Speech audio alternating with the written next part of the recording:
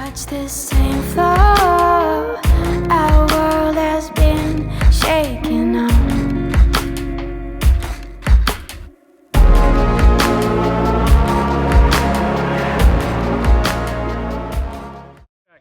Congratulations on those 2 P3s at Silverstone. We'll get onto the circuit in a minute because we know you love it.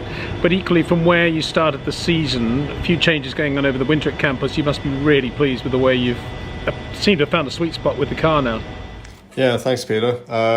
It's been a lot of work over the last month or so. Just every race weekend, trying to make those incremental steps to get the car back into that zone where it was working with the tyres well. And you know, we've all seen how difficult the Pirelli tyres can be, and I think that's really hurt us in the last few race weekends. But no, it's great to be back, and the guys are super happy as well to have a few more podiums, and hopefully we can continue when we go to Barcelona next week. And when you say how difficult the Pirelli tyres can be, are you referring to the switch to the 18-inch, or are you just in general, we know they're difficult to manage?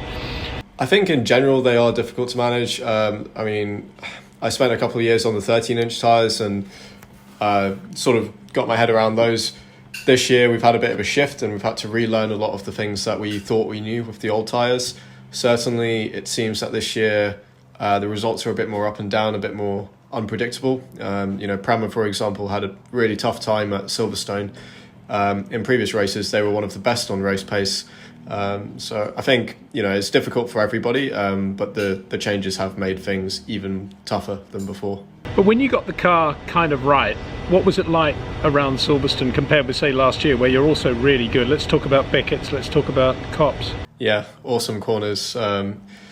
It's probably slightly, the only thing that is different this year with these 18-inch tyres is that first application of load to the outside of the car happens a lot quicker, and maybe because there's less sidewall, it's just not quite as smooth a transition.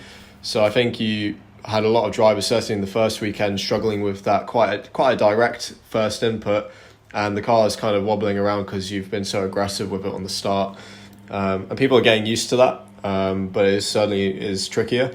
Maggots and Beckett's, we saw quite a few mistakes. I myself spun in free practice over the weekend. It just is a lot harder to catch a slide this year with these cars. Sounds like you need a bit of this gentle, firm, Rob Wilson warn the car what it's going to do before you actually do it stuff. Funny that, it seems to work. Yeah. Well, it's interesting, isn't it? Because, you know, he's been saying that for a long time, but obviously at what you've just said, that is what the 18 inches are all about. I think it just magnifies that part of the corner, because, you know, as you know, Rob is a great teacher and a great guy, and I think he's what he teaches can apply to everything. But the fact that it is such a sharp initial turn in now with these new tyres just makes it even more critical that you have that very soft first loading with the car, and that you really take care of it. Just keeping on the subject of the 18, it's interesting, a driver like you racing Formula 2 associated with the Williams Formula 1 team, quite a lot of interchange there, I would imagine, bearing in mind Formula 1 is going to be going to 18, and from Pirelli's point of view, this is a test year for Formula 1 as much as it is change for Formula 2. Absolutely. The Pirelli guys in Formula 2 are working really hard to try and get a product that that the F1 teams will, that I would say that they would like, but mainly that is going to provide the show that they want, and it's kind of uncharted territory. Williams are keeping a sort of interested eye on it. With the rules having been delayed by a year though to 2022, I think things are slightly less urgent than they would have been otherwise. But it's definitely an interesting case study.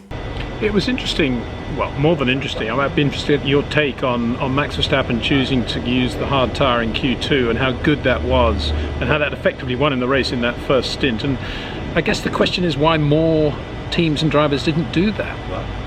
Yeah, I think it's... I mean, I can't speak for the strategists. I'm not one myself, obviously, but it seems such an unusual move. You know, we never see drivers qualifying on the hardest of the three compounds, really.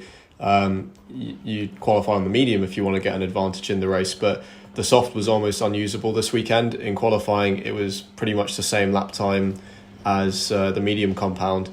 And I think it just took that little extra leap of logic to think, well, hang on, maybe we could do something different. So kudos to them for that. And they clearly had the pace to make it work, importantly, as well. Yeah, I guess what I'm getting around to saying is, for a team in Williams' position, it's kind of a shame that they didn't think that way or do that, because it might have worked for them, given that most of the Mercedes runners all seem to be overusing their tyres. I know that's a generalisation, but you could say most powerful engine, did have an effect on the rear tyres. And had Williams done something strange like run the hard, maybe that could have given them a good day. I think we knew that perhaps getting into the top 10 was going to be tricky. So their version of trying something different was actually to put George on the soft tyre, which up till then not many people had been using, trying to avoid it because it was dropping off in Sector 3, and just thinking, well, maybe we have a little bit less load on the car than some of the top guys. Maybe we'll be a bit kinder to that tyre and might give us enough to get into Q3. It didn't turn out that way, but I think that was their way of trying something different. How much of this weekend was Jack Aitken loving Silverstone and being very quick on demanding corners, and how much of it was Campos will be in good shape in Barcelona? I think it was a good even split. I mean, I've got to give credit to the guys because they've not been taking the results that we've had lightly up till now. We all want the same thing at the end of the day, and like I said earlier, they've just been making those small incremental changes that have added up to a car that we can now really fight with. And from my side, like you say, I love Silverstone.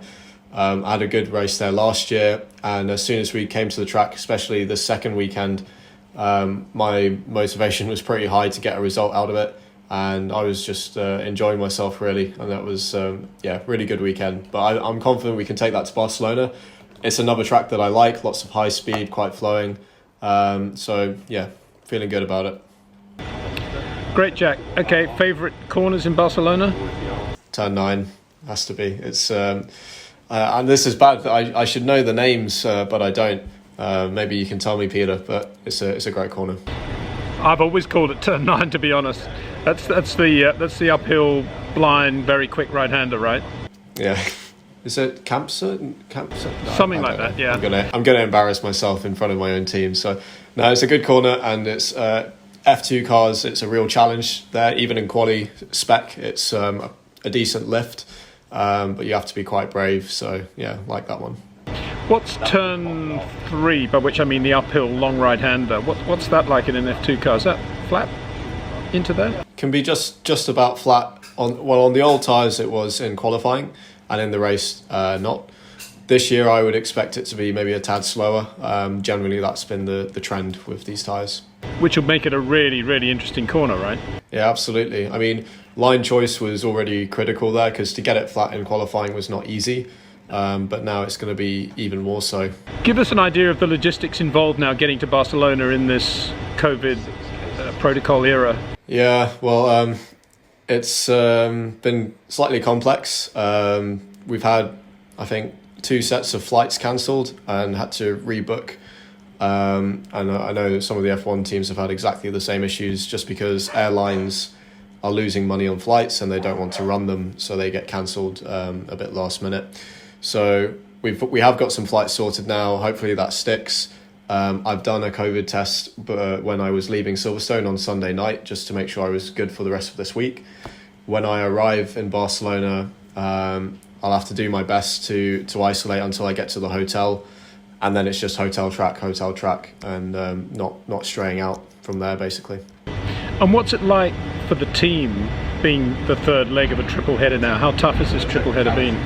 Massively tough, I think, especially for Campos, because of them being Spanish. They were under slightly stricter lockdown rules when they were in the UK, so they weren't allowed to leave the hotel between the 2 race weekends. So, they've been cooped up for a while, away from home.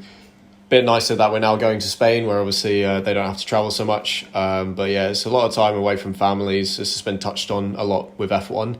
But yeah, I think F2 as a paddock, this is the first time we've had to really deal with this kind of intensity, and it's quite tough. Great, well, all the best, Jack. We'll let you get on. Preparations going forward as ever. Best of luck in Spain.